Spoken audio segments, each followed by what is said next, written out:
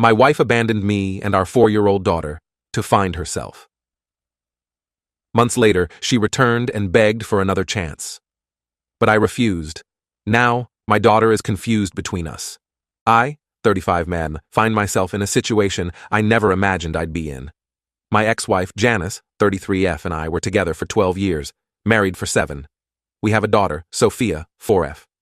The past 6 months have been a whirlwind of emotions, and I'm struggling to figure out what's best for everyone involved. Janice and I met during our sophomore year of college. I was a quiet, studious computer science major, while Janice was a vivacious art student who seemed to know everyone on campus. We were an unlikely pair, but somehow we just clicked. Our first date was at a small coffee shop near campus. I was so nervous I spilled my latte all over the table. Instead of being embarrassed, Janice laughed and helped me clean up. That's when I knew she was special. We dated throughout college and for a couple of years after graduation. Janice got a job at a local art gallery while I started working for a tech startup. We were young and in love, enjoying our lives together. We'd spend weekends exploring the city, trying new restaurants and hanging out with friends. Janice was always the life of the party, while I was content to watch her shine. After 5 years together, I proposed. It wasn't a grand gesture, just a quiet moment in our favorite park. Janice cried happy tears and said yes. We got married a year later in a small ceremony with close friends and family. The first few years of marriage were great. We both had good jobs, traveled when we could, and enjoyed building our life together. When we decided to try for a baby, we were both excited. Janice got pregnant quickly, and we were overjoyed. We spent months preparing the nursery, picking out names, and dreaming about our future as parents. But when Sophia was born, things started to change. Janice struggled with postpartum depression. At first it was subtle. She seemed less interested in Sophia, often leaving me to handle the nighttime feedings and diaper changes. I didn't mind at first, thinking Janice just needed time to adjust. But as weeks turned into months, things didn't improve. I tried my best to support Janice. I took on most of the childcare duties while also working full-time. It was exhausting, but I loved Sophia so much that I didn't mind the extra work. I encouraged Janice to talk to her doctor, to seek help, but she was resistant. As Sophia grew, Janice seemed to resent her more and more. She would often say things like, "I never wanted kids," or "I'm not cut out to be a mother." It broke my heart to hear her talk that way, especially when Sophia was old enough to understand. I tried to shield Sophia from Janice's comments, always reassuring her that Mommy loved her, even if she didn't always show it. Despite the challenges, I thought we were working through it. After much persuasion, Janice started therapy and seemed to be doing better. She started spending more time with Sophia, even suggesting family outings to the park or zoo. I was hopeful that things were finally turning around. Then, about 6 months ago, everything fell apart. I came home from work on a Friday evening, excited for the weekend with my family, but when I walked in, the house was quiet. Too quiet. I called out for Janice and Sophia, but there was no response. Sophia's favorite stuffed animal was missing from the couch where she usually left it. That's when I noticed the note on the kitchen counter. "I can't do this anymore. I need to find myself. I'm sorry." Those words turned my world upside down. I frantically searched the house, hoping it was some kind of sick joke. But Janice's clothes were gone, along with Sophia's favorite toys and clothes. I called Janice's phone, but it went straight to voicemail. I called her friends, her family, but no one knew where she had gone. I was devastated. How could Janice just take Sophia and disappear? How could she abandon us like this? I filed a missing persons report, but the police said there wasn't much they could do since Janice was Sophia's mother and there was no custody agreement in place. The next few days were a blur. I barely slept, constantly checking my phone for any message from Janice. I took time off work, not knowing how to explain the situation to my colleagues. My parents came to stay with me, helping me cope with the shock and grief. After a week of silence, I finally received a text from Janice. "We're safe. Sophia's okay. I need time. Please don't try to find us." I was relieved to know Sophia was safe, but angry and confused about why Janice had done this. I begged her to bring Sophia home, but she stopped responding to my messages. For the next 3 months, I lived in a state of constant anxiety and grief. I missed Sophia terribly. Every night, I would sit in her room, holding her favorite stuffed animal, wondering where she was and if she was okay. I couldn't bear to put away her toys or clothes, hoping that any day she would come back home. I threw myself into work, taking on extra projects to keep my mind occupied. My friends tried to get me to go out, to take my mind off things, but I couldn't. How could I enjoy myself when my daughter was out there somewhere, probably wondering why her daddy wasn't with her? Then, out of the blue, Janice showed up at our door. She looked different. Her hair was cut short and she had lost weight. Sophia was with her, clutching her stuffed animal and looking confused. Janice said she had been traveling, finding herself, and now she wanted to come back home. She said she missed me and was ready to be a family again. I was in shock. Part of me wanted to grab Sophia and slam the door in Janice's face. Another part wanted to break down crying in relief. Instead, I calmly took Sophia from Janice's arms, hugging my daughter tightly and fighting back tears. I let Janice in to talk, but I couldn't stop the anger and hurt from boiling up inside me. Janice explained that she had been struggling with her identity and felt trapped in her role as a wife and mother. She said the time away had helped her realize what was truly important. She had been staying with an old college friend in another state, working part-time at a local gallery while she figured things out. I listened to her, but I couldn't shake the anger and hurt. I told her she couldn't just waltz back into our lives like nothing had happened. She had abandoned our daughter, left me to worry and grieve for months, and now expected everything to be okay. Janice begged for another chance. She said she would do anything to make it right. She wanted to see Sophia regularly, to be part of her life again. But I refused. I told her she had lost that right when she walked out on us. I couldn't trust her not to hurt Sophia again. Since then, Janice has been calling and texting nonstop. Her family has also reached out, saying I'm being too harsh and that Sophia needs her mother. But I can't forget how Janice left us. I can't forget the nights I spent wondering if my daughter was safe, the pain of not knowing if I'd ever see her again. Sophia asks about her mom sometimes, and it breaks my heart. I don't know how to explain to a 4-year-old why her mother left, why she can't see her now. I'm doing my best to give Sophia a stable, loving home, but I worry about the long-term effects of Janice's actions on our daughter. Am I the asshole for refusing to let Janice see Sophia? Am I denying my daughter a relationship with her mother? I'm torn between protecting Sophia and wondering if I'm letting my own hurt cloud my judgment. I love my daughter more than anything in this world, and I only want what's best for her. But right now, I'm not sure what that is. Update 1. Thank you all for your responses. I've read through every comment, and it's given me a lot to think about. I wanted to provide an update on the situation. After my post, I decided to meet with Janice in a neutral location to have a more in-depth conversation about everything. We met at the same coffee shop, where we had our first date all those years ago. It felt strange to be sitting across from her in a place that held so many happy memories, knowing how much had changed between us. I asked my sister to watch Sophia, not wanting to expose her to any potential conflict. During our talk, Janice opened up more about what led to her leaving. She said she had been feeling trapped and unfulfilled for a long time, even before Sophia was born.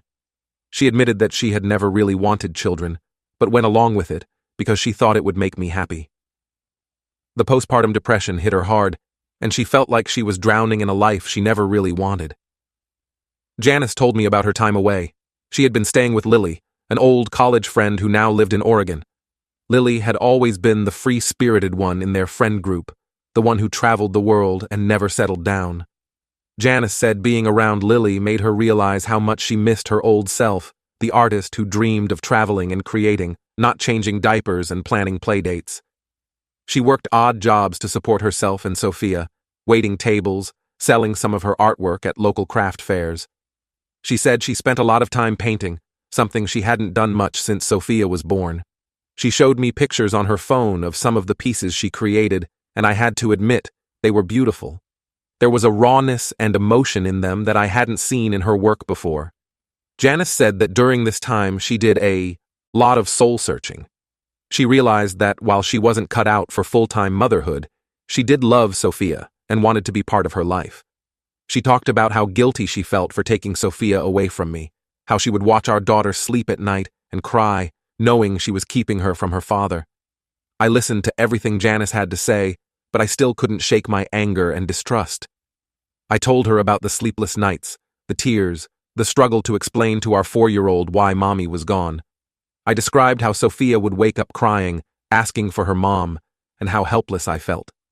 I told her about the day Sophia started preschool, how I sat in the car afterward and cried because Janice wasn't there to share that milestone. I told her about Sophia's first dance recital, how she looked out into the audience afterward, clearly searching for her mom. I spoke about the birthdays, the holidays, all the moments that Janice had missed. Janice broke down crying, saying she knew she had messed up badly and that she would spend the rest of her life trying to make it right if I gave her the chance.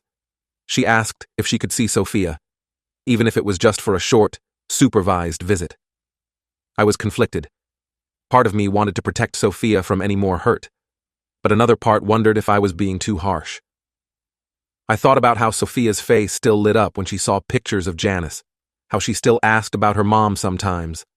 I told Janice I needed time to think about it, and that I would consult with a child psychologist before making any decisions.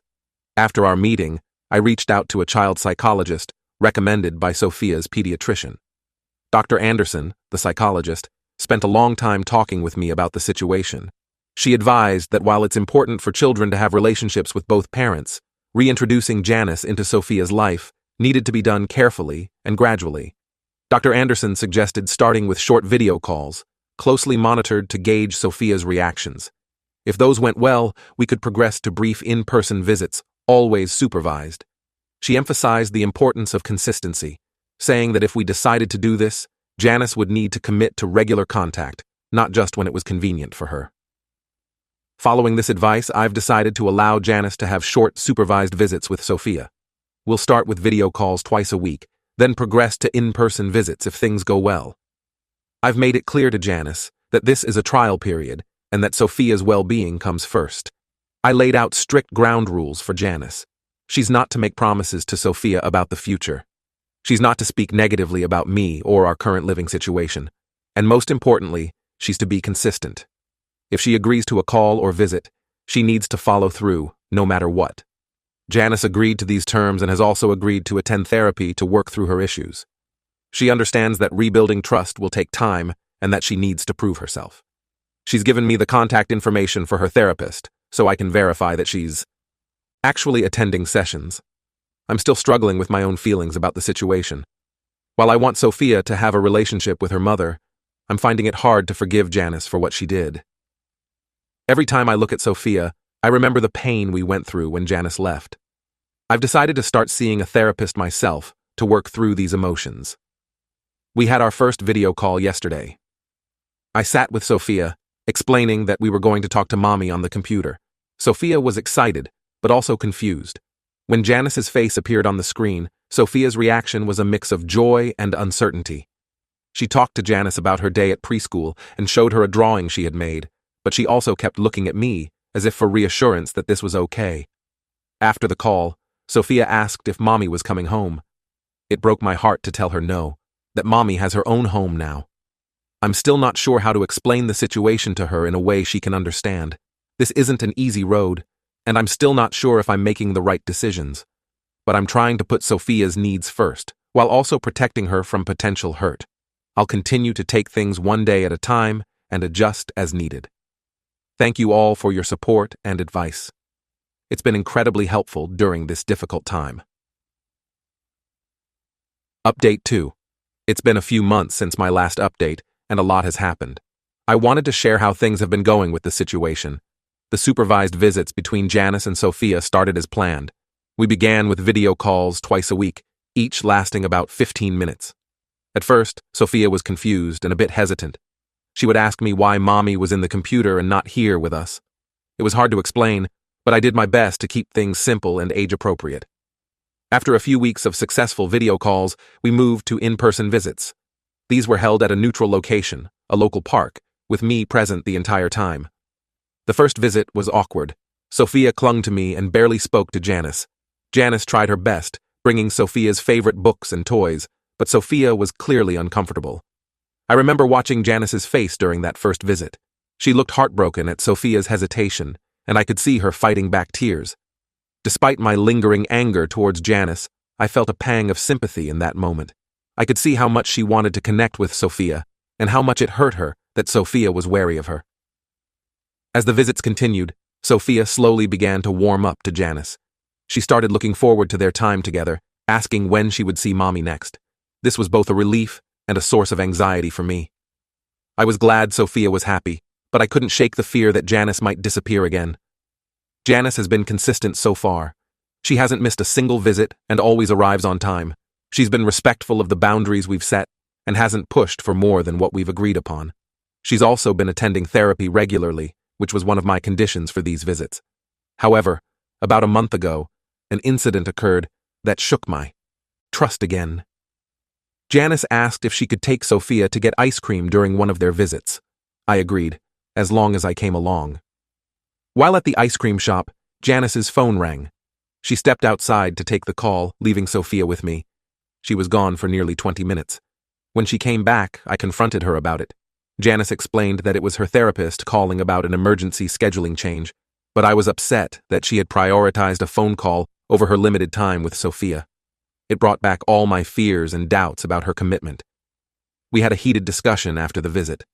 Janice apologized profusely, recognizing that she had made a mistake. She promised it wouldn't happen again and offered to show me her phone log to prove it was her therapist. I declined, telling her that trust is earned through actions, not explanations. This incident has made me reconsider the visitation arrangement. While I don't want to stop the visits entirely, I'm thinking about scaling back to shorter, more frequent visits, where Janice's attention is solely on Sophia. I've also decided to be more present during these visits, rather than giving them space. Sophia, meanwhile, continues to ask about when Mommy is coming to live with us again. It breaks my heart because I don't know how to explain that it's not going to happen. Janice and I have agreed to present a united front to Sophia, emphasizing that while we both love her, we won't be living together. Last week, Sophia had a meltdown after one of Janice's visits. She cried for hours, asking why Mommy couldn't stay, why she had to leave again. It took everything in me not to call Janice and tell her the visits were over. But I know that wouldn't be fair to Sophia in the long run. I'm still struggling with my own emotions. Seeing Janice and Sophia together brings up a mix of feelings. Happiness for Sophia, anger at Janice for leaving, fear of it happening again, and a lingering sadness for the family we once were. I've been continuing with my own therapy, which has been helpful in processing these complex emotions. My therapist has suggested that I try to find closure with Janice about our relationship. She thinks that my unresolved feelings might be affecting how I handle the current situation. I'm not sure I'm ready for that conversation yet, but I know it's something I'll need to address eventually. In the midst of all this, I'm trying to maintain some semblance of normalcy for Sophia. We've settled into a routine of preschool, playdates, and weekend activities. I've been making an effort to spend quality time with her, taking her to the zoo, baking cookies together, and reading her favorite stories at bedtime. Last weekend, we went to a father-daughter dance at Sophia's preschool. As I watched her twirl in her little princess dress, I felt a mix of joy and sadness. Joy at seeing her so happy, and sadness that Janice was missing these precious moments. I found myself wondering if I was doing the right thing by keeping Janice at arm's length, or if I was depriving Sophia of these experiences with her mother. As we move forward, I'm trying to keep Sophia's best interests at the forefront while also protecting her and myself from potential hurt. It's a delicate balance, and I'm not always sure if I'm getting it right, but I'm doing my best to navigate this complicated situation one day at a time. I'm grateful for the support of my family and friends through all of this. My sister has been an amazing aunt to Sophia, often stepping in to help when I need a break. My parents have been supportive, though they're not shy about expressing their anger towards Janice for what she did. For now, we'll continue with the supervised visits, but I'll be keeping a closer eye on things. I want to believe that Janice is committed to being a part of Sophia's life, but I can't ignore the nagging fear that she might leave again. All I can do is take it one day at a time and hope that whatever happens, Sophia will be okay. Update 3. It's been about 6 months since my last update, and I wanted to share some significant developments in our situation. The visitation arrangement with Janice has been going relatively smoothly. We've settled into a routine of 3 short visits per week, always supervised by me. Sophia has grown more comfortable with these visits and looks forward to seeing her mom. However, she still gets anxious when Janice leaves, often asking if Mommy will come back next time. About 2 months ago, Janice approached me with a request. She had been offered a job in our city and wanted to move back to be closer to Sophia. She asked if we could revisit our custody arrangement once she was settled. I was hesitant, but agreed to consider it once she had been back for a while and proved she was here to stay. Janice moved back last month. She found an apartment not far from us and continued with the regular visitation schedule. Sophia was excited to have her mom nearby and would often ask to call her between visits. At first, things seemed to be going well. Janice was punctual for visits, engaged with Sophia, and seemed to be making an effort to rebuild their relationship. However, last week, something happened that has made me question everything again. Janice was supposed to have a visit with Sophia on Saturday afternoon. She called that morning to ask if she could take Sophia to the zoo. I was unsure but decided to give her a chance, agreeing on the condition that I would pick Sophia up from the zoo at a specific time. When I arrived at the agreed-upon time, Janice and Sophia weren't at the meeting spot. I called Janice repeatedly, but she didn't answer.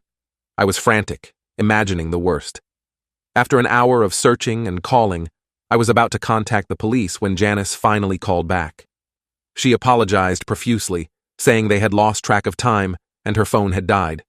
They showed up 30 minutes later, with Sophia excited about her day at the zoo, oblivious to my panic. I was furious. All the old fears and doubts came rushing back. I told Janice that she had violated my trust and that I wasn't comfortable with her having unsupervised time with Sophia anymore. Janice became defensive, accusing me of being overprotective and not allowing her to rebuild her relationship with Sophia. We had a heated argument in the zoo parking lot, with Sophia watching from the car. I regret that she had to witness that, but I couldn't contain my anger and fear in that moment. Janice left in tears, and I took Sophia home, trying my best to explain the situation to her in a way she could understand. Since then, Janice has been calling and texting constantly, alternating between apologizing and accusing me of keeping her from her daughter. Her family has also gotten involved, saying I'm being unreasonable and that Janice deserves another chance. Janice's mother, in particular, has been very vocal about the situation. She called me yesterday, pleading Janice's case. She reminded me of all the good times we had as a family, how Janice was as a mother before her depression hit. She suggested that maybe Janice's disappearance was a one-time mental health crisis, and that we should be more understanding. While I appreciate her concern for her daughter and granddaughter, I find it hard to simply forget what happened. Sophia has been asking about her mom more frequently since the zoo incident. She doesn't understand why she can't see her mom as often now. I've tried to explain in simple terms that mommy broke a promise and needs to show she can keep promises before she can spend more time with Sophia. But it's hard to know if I'm handling this the right way. I'm at a loss. On one hand, I want Sophia to have a relationship with her mother. I remember how close they were before Janice's depression, how Janice would spend hours playing make-believe with Sophia or teaching her to paint. Those memories make me wonder if I'm depriving Sophia of a potentially wonderful relationship with her mom. On the other hand, I can't shake the fear that Janice might disappear again, or that her irresponsibility might put Sophia in danger. The incident at the zoo brought back all the pain and uncertainty from when Janice first left us. I keep thinking about how I felt during those months when Janice was gone, the sleepless nights, the constant worry. I don't want Sophia to ever have to go through that. I'm considering going back to court to formalize our custody arrangement. I think I want to push for continued, supervised visitation only, at least for now. But I'm worried about how this will affect Sophia in the long run. Will she resent me for keeping her from her mother? Or will she thank me for protecting her? I feel like I'm back at square one, torn between protecting my daughter and wondering if I'm letting my own hurt and fear dictate my decisions. I'm trying to remind myself that Sophia's well-being comes first, but it's hard to know what that looks like in this situation. For now, I've told Janice that we need to take a break from visits while I figure things out. Sophia has been asking about her mom, and it breaks my heart to see her confused and upset. I'm doing my best to support her through this, but I feel like I'm failing her no matter what I do. I'm not sure what the right path forward is, but I know I need to make some difficult decisions soon. I just hope that whatever I decide, it will be what's best for Sophia in the long run.